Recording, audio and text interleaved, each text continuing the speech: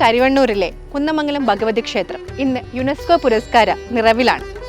ക്ഷേത്രത്തിലെ കർണികാര മണ്ഡപത്തിന്റെ സാംസ്കാരിക പൈതൃക സംരക്ഷണത്തിനാണ് പുരസ്കാരം ലഭിച്ചത്.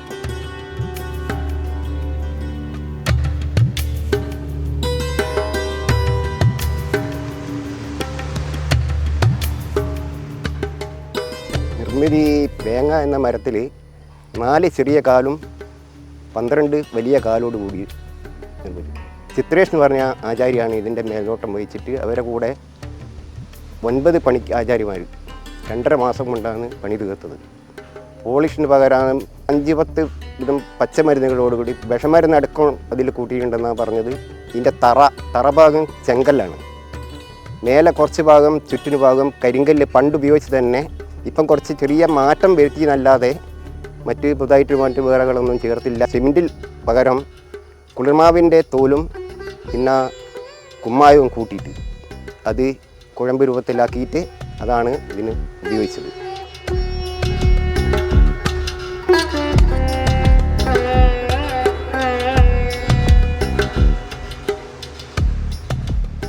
ആയിരം വർഷത്തോളം പഴക്കമുള്ള കർണികാര മണ്ഡപമാണ് ഇപ്പോൾ പുതുക്കി പണിതിരിക്കുന്നത്.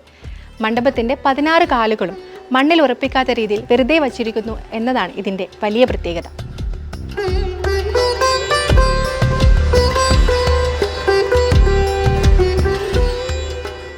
തച്ചുശാസ്ത്രത്തിൻ്റെ ഏറ്റവും മികവാർന്ന ഒരു ഉദാഹരണത്തിൽ ഈ പറയുന്ന ഭഗവതി ക്ഷേത്രം, കുന്നമംഗലത്തുള്ള കരിവണ്ണൂർ ഭഗവതി ക്ഷേത്രം എത്തിയതുകൊണ്ടാണ് യുനെസ്കോ പുരസ്കാരത്തിന് അർഹമാക്കപ്പെട്ടത്. ഇത് അലസിക്കഴുക്കോൽ എന്ന് പറയുന്ന ഒരു അലസിക്കഴുക്കോൽ കൂടം കെട്ടിയിട്ട് കിട്ടുന്ന ഒരു രീതിയാണ്.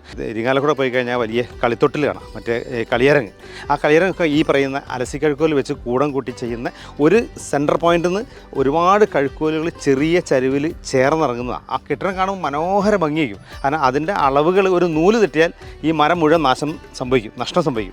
അപ്പോൾ ആ തച്ചൻ പെരുന്തച്ചനോളം കഴിവുള്ളവനായിരിക്കണം.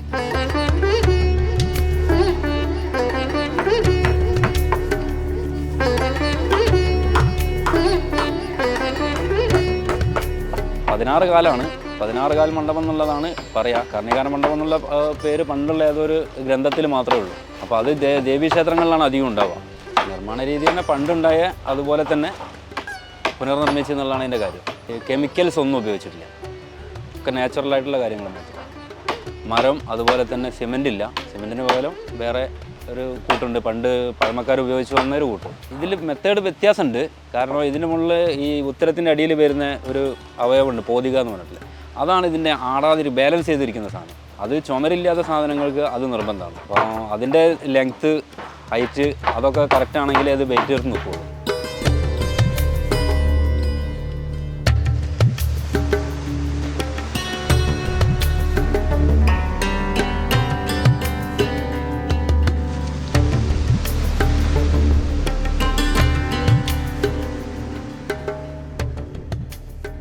ഇതിൻ്റെ പ്രാധാന്യം എന്തെന്ന് വെച്ചാൽ ഇവിടെ ഈ കളമെഴുത്തുപാട്ടും മറ്റും നടക്കുന്നത് ഈ മണ്ഡപത്തിൽ വെച്ചിട്ടാണ്. മറ്റ് ക്ഷേത്രങ്ങളിൽ വേറെ സ്ഥലത്താണ്, ഇവിടെ മണ്ഡപത്തിലാണ് കളമെഴുത്തും പാട്ടും.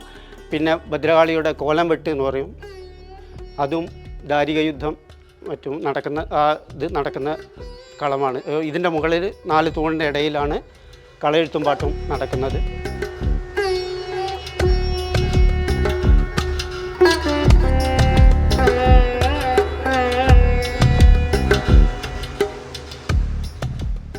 ഹോങ്കോങ് SARലെ ഫാലിംഗ് ഗോൾഫ് കോഴ്സ്, ചൈനയിലെ യാങ്ഷൌവിലെ ചൈന ഡോങ്ഗ്വാൻ ഗാർഡൻ റെസിഡൻസ് എന്നിവയ്ക്കൊപ്പമാണ് കുന്നമംഗലം ക്ഷേത്രത്തെ അവാർഡിന് തിരഞ്ഞെടുത്തത്.